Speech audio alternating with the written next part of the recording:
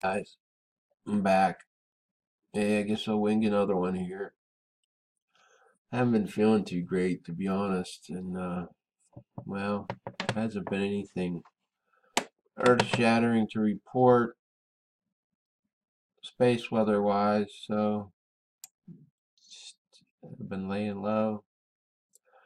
Here's MLSO from yesterday. It's about 80 images, 6 hours worth. There's the one that has the largest center mass, in my humble opinion. I think I covered it in the last video. So if you look at my hypothesis number one, and I mean, I label it as an hypothesis, but I think it's pretty well been pretty much proven. I haven't heard anybody else come out and try to refute it otherwise. Basically, all the COINTELPRO channels, disinfo channels, just choose to ignore me. Basically, I guess a couple of them may have made mention of me. I don't know, but hypothesis number one is proven, in my humble opinion.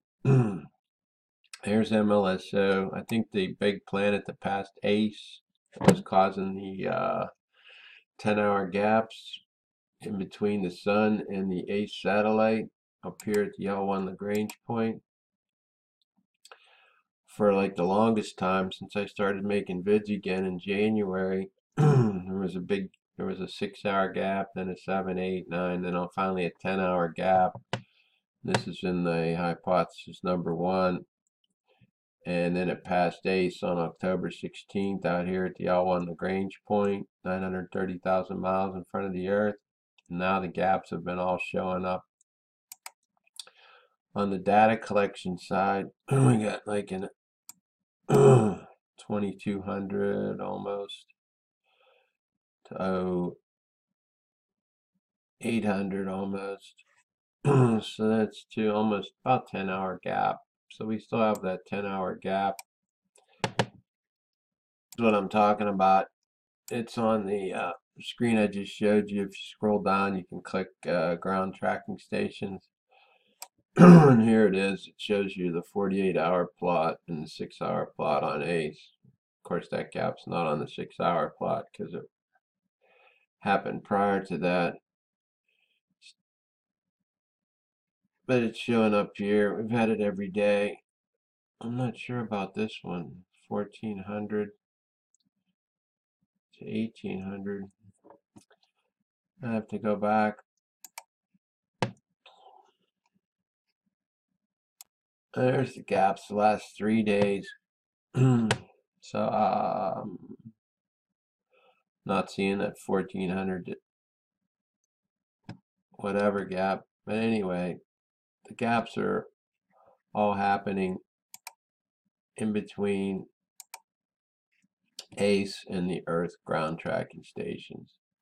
Discover, we're really not having as many gaps, but their instruments are 20 years upgraded as compared to ACE. ACE went up in the 90s, and Discover went up in about 20 years later. I think ACE was 97 and Discover 2017. I'm not sure. But anyway, we get few little gaps on Discover, which might explain some of these objects up here. And they're all ground data relay gaps. So I think that big planet, the past ACE, since on the 16th of October, read my hypothesis number one, I think it might be hiding behind this big occlusion disk. And I've seen some shots of the sun, well, the sun simulator, and the real sun being eclipsed. And I think it's being eclipsed by that big planet that passed ACE on October 16th. And it's somewhere pointed out toward the sun. It's in the sun's direction. So I think whenever this thing does its filming in Hawaii, it's like 10 take 10 hours off of this, or add, yeah, take 10 hours off as far as our Eastern Standard Time. Anyway, when it shoots over here in Hawaii, it starts around 1800 UTC, so it's around 10 a.m. 1800, 8 minus 8 is 10.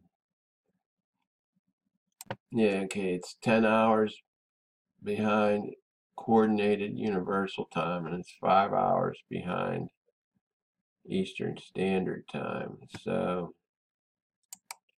starts at 1800. What? 8 off would be 1000.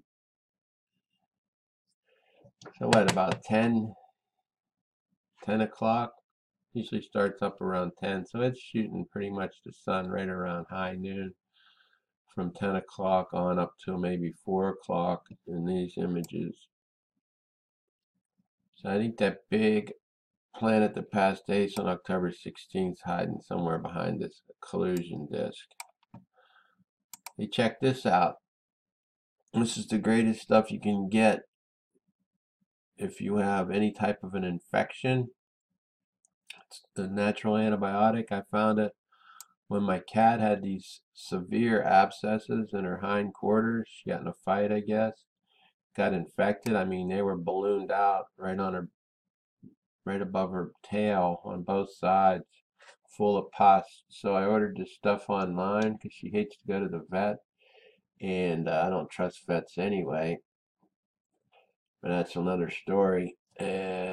And I got this stuff anyway. I started giving it to her. I was only giving her 3 pellets a day. The adult serving size is 5 pellets. Giving it to her 3 times a day, and within 3 days, those abscesses were gone. I'm talking gone. And people use it for normal stuff too. Anything that has to do with an infection or even the flu. And I'm using it right now for myself because it looks like flu's trying to grab me right now, last day or so. So here's some of the testimonials. Or you can get it in a little bit of a stronger version. And same deal. I mean, but it's cheap. So I'll put the links in the description box. It's the best stuff you can, absolutely the best stuff that you can take. And it has no side effects whatsoever. It's completely natural homeopathic remedy in this. Then you can type up here for whatever your symptoms might be, and you might catch some other good products on this website, Pure Formulas. And I'm gonna get no remuneration from mentioning this, believe me.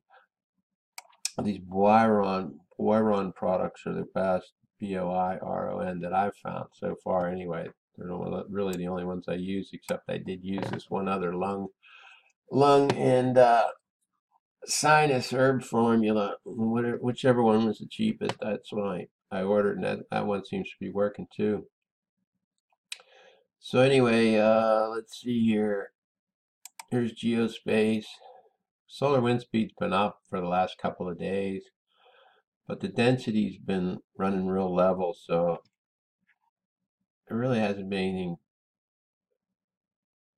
crazy to report.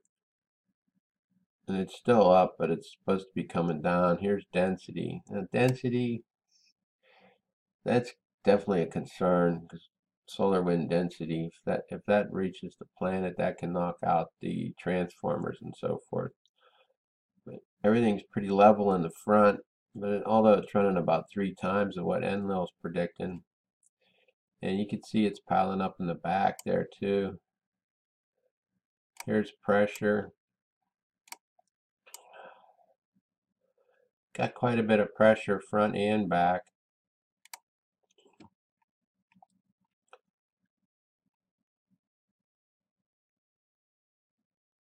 Here's Enlil. Alright, I stopped it on where we're at today on the 3rd. See, they got the solar wind density down around, there's 5.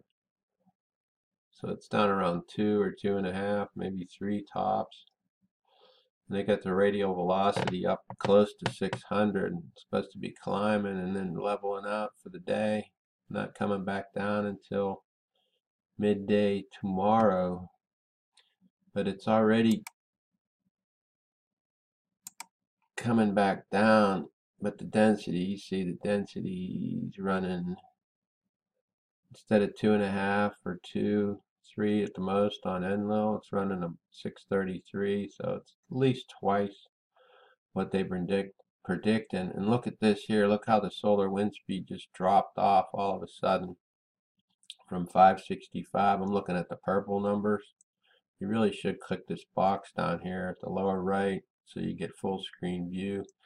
So it was 605, 5 at 65.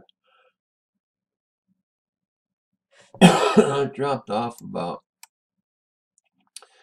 suddenly from 620 down to 566. And that's when this, see this IMF connection, this blue line, phi angle, that indicates which way Earth's connected, front side or back side. And of course it should never be backside. Anything above 180 is a backside connection. So as I predicted before, we've been running that backside connection for the last couple of days. Finally it started. You see these numbers up here in the blue. And then when it looks like the connection got really solid there all of a sudden, and then the volt pressure from Nemesis pushing back toward through the Earth or around the Earth and the big planets in front, back toward ACE and Discover, which is recording these numbers, got pretty strong because it dropped the solar wind speed 60 kilometers per second almost immediately. And you can see how the density just kind of flattened out. It was pretty variable there. I mean, up and down, a lot of dots. Then all of a sudden, boom, it got real strong. Pretty much solid line. You can see the solar wind speed still dropping, whereas on NLIL it's got it pretty much hovering around 600 kilometers per second. So that's further evidence of that backside connection. This is where the ACE and Discover are, where I'm showing you. This is the Solar Ham tutorial in my description box. If you want to click it, it'll explain all these things in here that we were just looking at. And the phi angle, that explains that. And this is the thing that nobody mentions, because it's a absolute proof that we have a solar body behind the planet. Because anytime the phi angle is 0 degrees, that means it's pointing from the Earth to the Sun. If it's at 180, it's pointing from the Sun to the Earth. And it's consistently been above 180 for the longest time. Here it is on ACE. You can see they have it 0 to 360 on ACE. Well, it's been so much backside above 180 that Discover had to recalibrate their readings or data display from 0 to 360 to 40 to 400. So I mean, come on, man. Stuff's so ridiculous. Nobody's reporting it. It really bums me out, to be honest with you, but what are you gonna do? I gotta keep doing what I'm doing as best that I can. So here's the last run, the last 16 hours or so on ISWA. We don't really have any missing time. Caught a couple of high numbers here, 1042, around 2100 UTC, and then we're gonna pop like a 1464 at like 0028 UTC. But other than that, solar wind speed's been fairly regular, although elevated. And this is all being recorded inside the magnetopause and the magnetosphere area. These numbers here are not the ones that we're seeing out there on the ACE Discover satellites. You can still see all the IMF field lines piling up in front of the planet. This is our Earth. These are coming from these big, large planets or objects in front of our Earth. Have to be planets putting out interplanetary magnetic field lines. You can see there's the Fock radiation belts. There's the back bow shock. So far that's holding up pretty well. Anyway, running out of time. God bless, peace, and I'm out.